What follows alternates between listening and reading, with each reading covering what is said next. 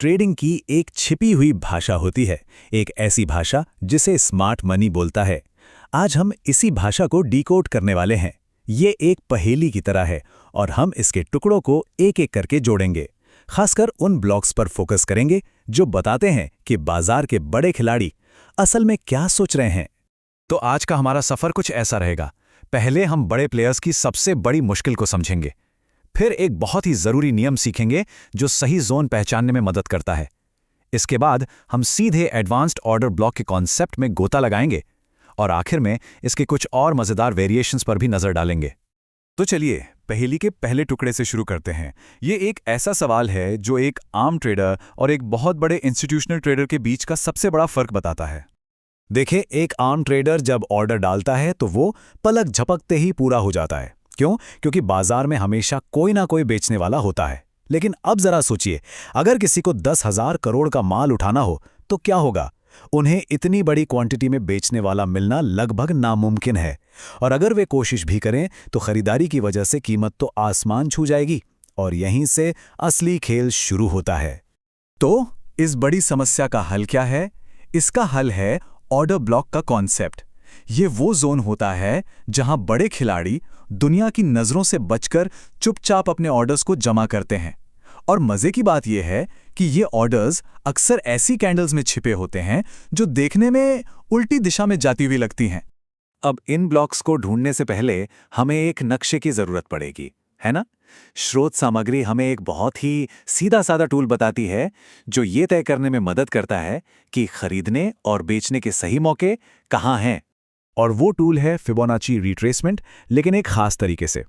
हमें सारे complex level हटा देने हैं और सिर्फ 3 रखने हैं, 0, 0.5 और 1।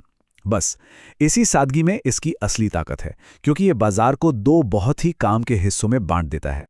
0.5 के ऊपर वाला एरिया है प्रीमियम जोन, मतलब महंगा इलाका, और नीचे वाला एरिया है डिस्काउंट जोन, मतलब सस्ता। तो नियम बहुत सीधा है। हम प्रीमियम यानी महंगी कीमतों पर बेचना चाहते हैं और डिस्काउंट यानी सस्ती कीमतों पर खरीदना चाहते हैं। तो ट्रेडिंग का पहला नियम ही ये बन जाता है कि हमेशा पता होना चाहिए कि कीमत प्रीमियम में है या डिस्काउंट में। तो अब जब हमारे पास बाजार का नक्शा है तो चलिए उस खजाने को ढूंढना शुरू करते हैं। और वो खजाना है एडवांस्ड ऑर्डर ब्लॉक, जो इस पूरी पहेली का सबसे जरूरी हिस्सा है।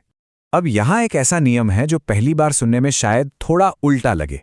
नियम यह है कि अगर बेचना है तो आखिरी बाय कैंडल्स को ढूंढो और अगर खरीदना है तो आखिरी सेल कैंडल्स को। ऐसा क्यों? क्योंकि बड़े खिलाड़ी अपने असली इरादे वहीं छिपाते हैं जहां भीड़ दूसरी दिशा में जा रही होती है।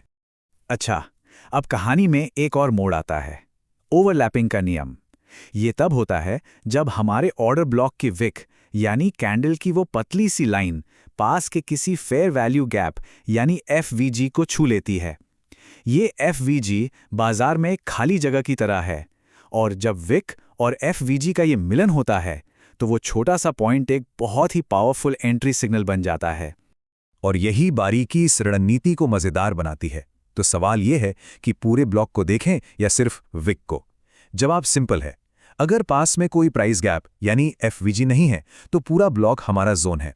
लेकिन अगर ओवरलैप है तो वो विक एक चुंबक की तरह काम करती है जो कीमत को अपनी तरफ खींचती है। लेकिन पहेली सिर्फ एक टुकड़े से पूरी नहीं होती है ना।